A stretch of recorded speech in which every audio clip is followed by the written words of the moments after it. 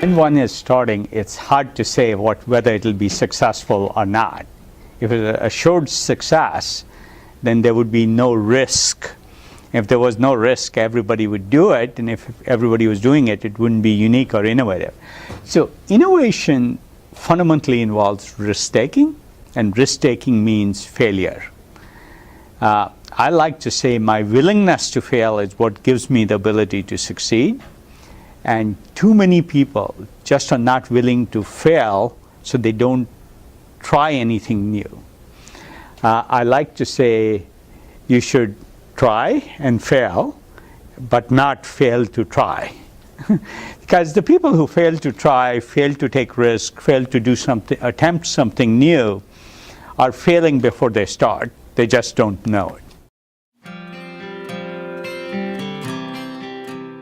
Also have to dare to be great. I'll tell you one little story. One of the most successful investments we made was a small company called Saran. We had just started to sell product. We were doing fairly well. We had $500,000 of revenue in 1997. And Cisco came and said, we'd like to buy this company for $300 million. Having invested $3 or $4 million for half the company, that'd be a pretty good investment. And yeah, we had one other investor. And I said, no deal. Because I believed in what we were trying to do. April came along, and somebody called me from Cisco and said, we'd like to offer $700 million. And we, at that point, with subsequent investments, owned about 35–40% of the company. And I said, no deal. August came along. I won't go into the details of the story, but they offered $7 billion. We did take the deal.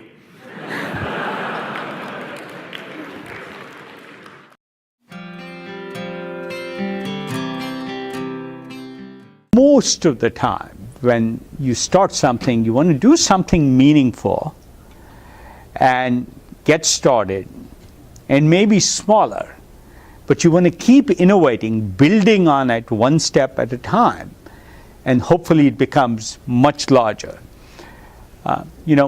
Amazon started with just books. Now it's everything. If you look at Twitter or Facebook, when they started, they were relatively small things.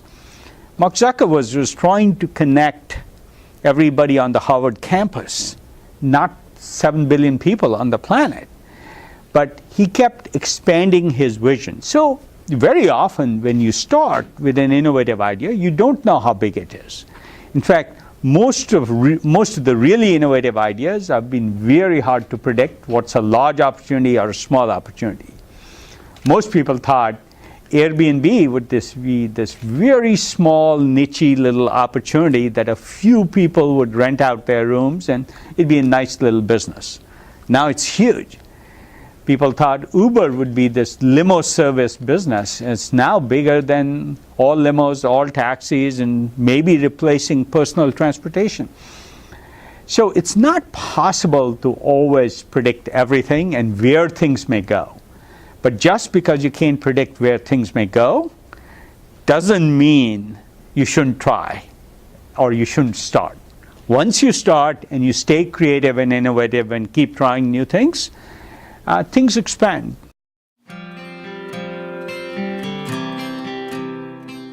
Add some value. There's a true societal and business value proposition. There's a contribution.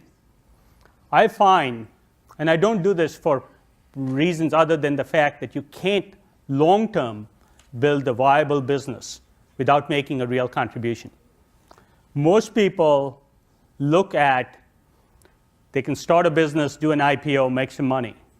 Almost always that leads to businesses that are round trips, what I call they go up and go down. To build a durable business, you really have to focus on the value proposition.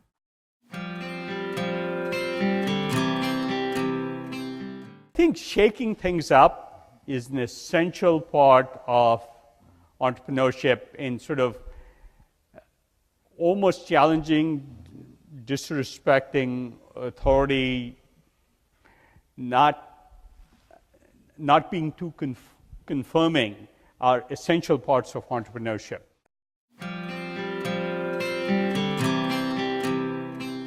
Building a team is the hardest thing for an entrepreneur to do because very often they don't know what they don't know, right? They know their area of specialty really well, but other areas they think they understand, but they don't. And every area is more complex and more nuanced than it appears to somebody. I see so many entrepreneurs who think marketing is about a press release or an advertising campaign. It's not. It's much more nuanced and sophisticated than that. So team building is very important. Some entrepreneurs do a really good job of growing. Larry Page is an example. Mark Zuckerberg is an example of being better at new functions as they come up. And also they've done a really good job of adding people who they can learn these new areas from.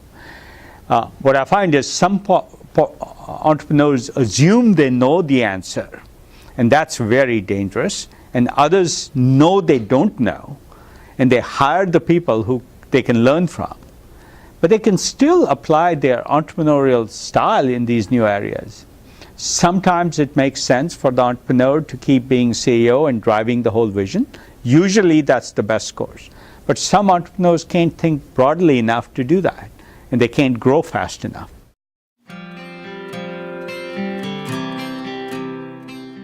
What transpired for me when I was probably 15 was reading in the late 60s about the founding of a company called Intel. Craig Barrett, the CEO of Intel, is here. And it developed as a role model for me of what I wanted to do. Of course, at that stage of my life, it seemed very, very far away.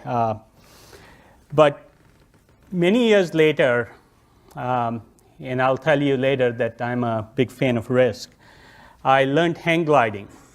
And while watching a movie about hang gliding, I saw this quote, this dedication of the movie. And it went something like this: dedicated to those who dare to dream the dreams and then are foolish enough to try and make those dreams come true. And the operative word here is foolish, because unless you transcend what's traditional, and I think we've talked about this earlier, unless you go past what's reasonable, you're not going to get someplace different. Most people do the traditional thing and get to traditional places. There is another way.